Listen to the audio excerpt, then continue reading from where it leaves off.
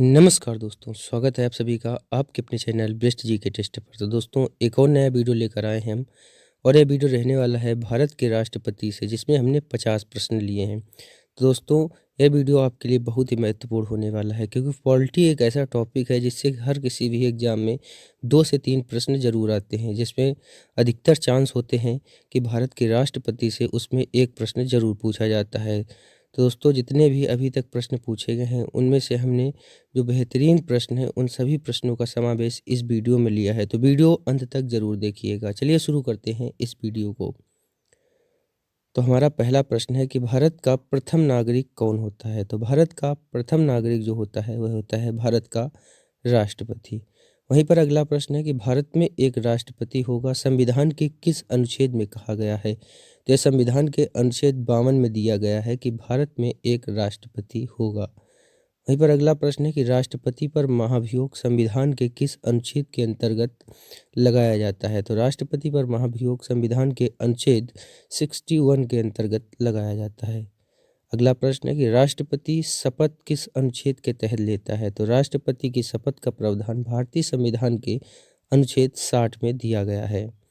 अगला प्रश्न है कि भारत के पहले राष्ट्रपति कौन थे? तो भारत के सर्वप्रथम राष्ट्रपति थे डॉक्टर राजेंद्र प्रसाद, और ये एकमात्र राष्ट्रपति हैं जो 2 बार लगातार राष्ट्रपति पद पर रहे हैं। अगला प्रश्न है कि भारत की पहली महिला राष्ट्रपति कौन थी? तो भारत की पहली महिला राष्ट्रपति थी श्रीमती प्रतिभा देवी सिंह पाटिल। वहीं पर दूसरी महिला राष्ट्रपति पूछे तो वर्तमान समय में द्रौपदी मुर्मू हैं।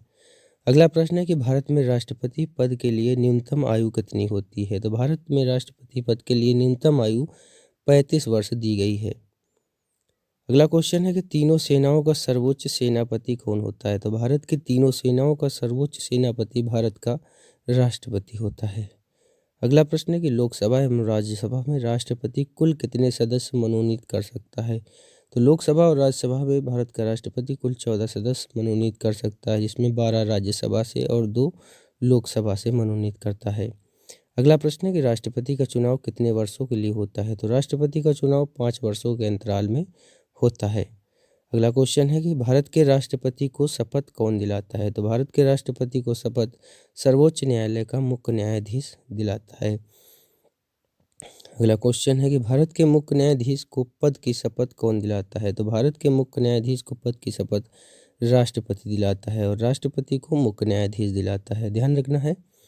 अगला क्वेश्चन है कि भारत के प्रथम मुस्लिम राष्ट्रपति कौन थे? तो भारत के प्रथम मुस्लिम राष्ट्रपति डॉक्टर जाकिर हुसैन थे। अगला क्वेश्चन है कि निर्विरोध चुने गए राष्ट्रपति कौन थे? यानी भारत के प्रथम निर्विरोध चुने गए राष्ट्रपति कौन थे? तो वे थे नीलम संजीव रेड्डी। अगला क्वेश्चन है संविधान में राष्ट्रपति शासन का प्रावधान किस अनुच्छेद में दिया गया है? तो संविधान में राष्ट्रपति शासन का प्रावधान अनुच्छेद 356 के तहत दिया गया है, जबकि वित्तीय शासन का प्रावधान दिया गया है 360 में। अगला क्वेश्चन है कि भारत का राष्ट्रपति आपातकाल की घोषणा कौन से अनुच्छेद के तहत करता है? तो भारत का राष्ट्रपति आपातकाल की घोषणा भारत राष्ट्रीय आपात की घोषणा अनुच्छेद 352 के तहत करता है, जबकि अभी बताया हमने कि राष्ट्रपति शासन 352 के तहत लगता है, जबकि वित्तीय आपातकाल 360 के तहत लगता है। सॉरी, माफ करिएगा, राष्ट्रपति शासन लगता है 356 के तहत और राष्ट्रीय आपात लगता है 352 के तहत। अगला प्रश्न है भारत में अभी तक कितनी बार राष्ट्रीय आपातकाल घोषित किया गया है? तो भारत में अभी तक 3 बार राष्ट्रीय आपातकाल घोषित किया जा चुका है।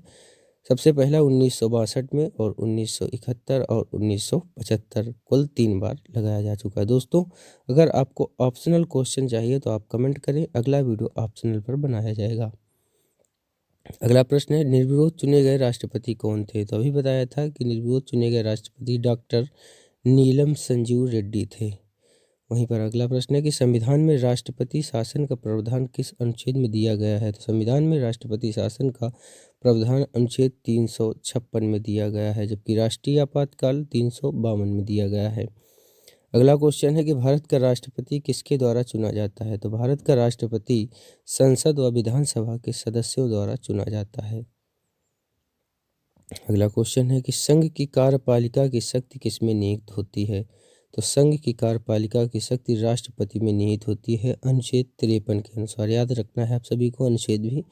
अगला क्वेश्चन है कि भारत का राष्ट्रपति किस आयोग का गठन करता है? तो भारत का राष्ट्रपति वित्त आयोग का गठन करता है और भी आयोग का गठन करता है। वह सभी प्रश्न आपके समझ सभी आगे आएंगे। अगला क्वेश्चन है कि लोकसभा का विघटन करने की शक्ति किसे प्राप्त है? तो लोकसभा का विघटन करने की शक्ति राष्ट्रपति को प्राप्त होती है। दोस्तों, ये सभी प्रश्न आपके एग्जामों में पूछे जा चुके हैं, इसलिए बहुत ही महत्वपूर्ण है। तो वीडियो यदि आपको अच्छा लग रहा हो तो वीडियो को लाइक कर दें और इसी तरह के वीडियो देखने के लिए चैनल को सब्सक्राइब जरूर कर लें। अगला क्वेश्चन है कि संसद के दोनों सदनों की संयुक्त बैठक कौन बुलाता है? तो संसद के दोनों सदनों की संयुक्त बैठक राष्ट्रपति के द्वारा बुलाई जाती है। अगला प्रश्न है भारत का राष्ट्रपति त्याग पत्र की सूचना किसे देता है? तो भारत का राष्ट्रपति अपना त्याग पत्र भारत के उपराष्ट्रपति को देता है, जबकि भारत के राष्ट्रपति को शपथ कौन दिलाता है? तो सर्वोच्च न्यायालय का मुख्य न्यायाधीश भारत के राष्ट्रपति को शपथ दिलाता है। अगला क्वेश्चन है कि मुख्य चुनाव आयुक्त की नियुक्ति कौन करता है? तो मुख्य चुनाव आयुक्त की नियुक्ति भारत के राष्ट्रपति के द्वारा की जाती है।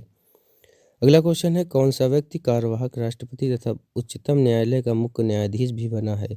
तो ये थे आपके मोहम्मद हिदायतुल्लाह। ऐसे व्यक्ति हैं जो भारत के राष्ट्रपति तथा उच्चतम न्यायालय के मुख्य न्यायाधीश भी रहे हैं। अगला क्वेश्चन है किसी व्यक्ति को दोषी पाए जाने पर उसे क्षमादान कौन दे सकता है? तो किसी भी व्यक्ति को दोषी पाए जाने पर भारत का राष्ट्रपति उसे क्षमादान दे सकता है और ये प्रावधान दिया गया है संविधान के अनुच्छेद 72 के अंतर्गत।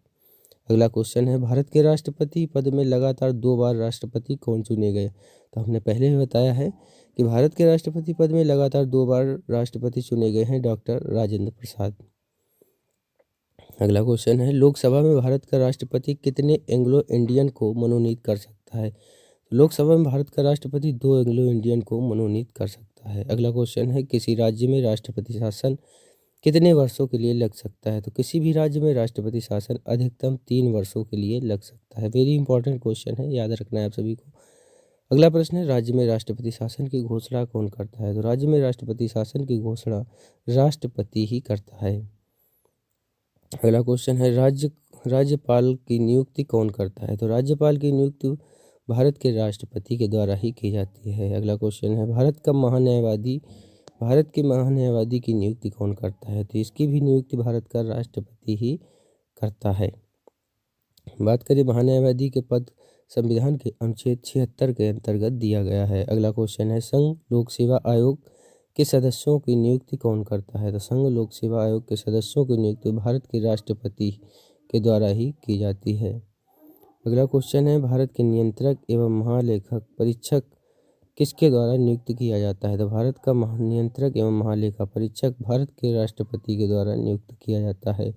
अगला क्वेश्चन है भारत के द्वितीय राष्ट्रपति कौन थे? तो भारत के प्रथम राष्ट्रपति थे डॉक्टर राजेंद्र प्रसाद, जबकि दूसरे राष्ट्रपति थे डॉक्टर सर्वपल्ली राधाकृष्णन। बात करें कि भारत के प्रथम उपराष्ट्रपति कौन थे? तो यह भी थे सर्वपल्ली राधाकृष्णन। अगला क्वेश्चन है भारत के राष्ट्रपति का वेतन कितना होता है? तो भारत के राष्ट्रपति का वेतन 5 लाख रुपए होता है, जबकि उपराष्ट्रपति का वेतन 4 लाख रुपए होता है। अगला क्वेश्चन है वर्तमान में भारत के राष्ट्रपति कौन है? तो वर्तमान में भारत के राष्ट्रपति द्रौपदी मुर्मू हैं, जिन्हें 25 जुलाई 2022 को राष्ट्रपति पद की शपथ ग्रहण की है। राष्ट्रपति बनने से पहले वह झारखंड राज्य की राज्यपाल भी रह चुकी हैं। अगला क्वेश्चन है भारत में सबसे कम उम्र के प्रधानमंत्री कौन बने थे? तो सबसे कम उम्र के प्रधानमंत्री थे नीलम संजीव रेड्डी और ये निर्विरोध निर्वाचित राष्ट्रपति भी थे। अगला क्वेश्चन है निम्नलिखित में से कौन से राष्ट्रपति पूर्व में केंद्रीय गृह मंत्री भी थे? तो ये थे आपके ज्ञानी जैल सिंह। याद रखना है ज्ञानी जैल सिंह पहले केंद्रीय मंत्री भी रह चुके थे। तो दोस्तों ये रहे टॉप 50 क्वेश्चन। यदि वीडियो आपको अच्छा लगा हो तो वीडियो को लाइक कर दें और चैनल को सब्सक्राइब कर लें और कमेंट करके ज़रूर बताएं कि वीडियो आपको कैसा लगा। तो वीडियो देखने के लिए आप सभी का धन्यवाद।